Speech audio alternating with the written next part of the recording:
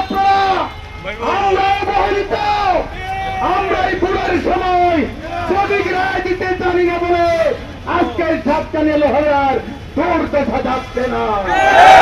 সেই জন্য আপনাদেরকে সেই কথাই মনে রেখে আগামী যে স্থানীয় নির্বাচন হবে, উপজেলা নির্বাচন, ইউনিয়ন পরিষদের নির্বাচন, সেই নির্বাচনের বিএনপির প্রার্থীকে জয়যুক্ত করতে হবে।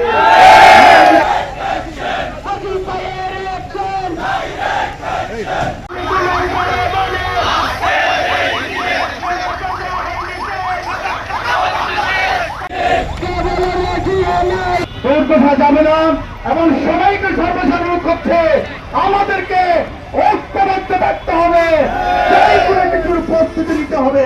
সবাইকে ধন্যবাদ জানিয়ে আমার বক্তব্য শেষ করছি। আজকের সমাবেশ এখানে সমর্থন জানাচ্ছি। শুরু হবে বাংলাদেশ ধন্যবাদ। বাংলাদেশ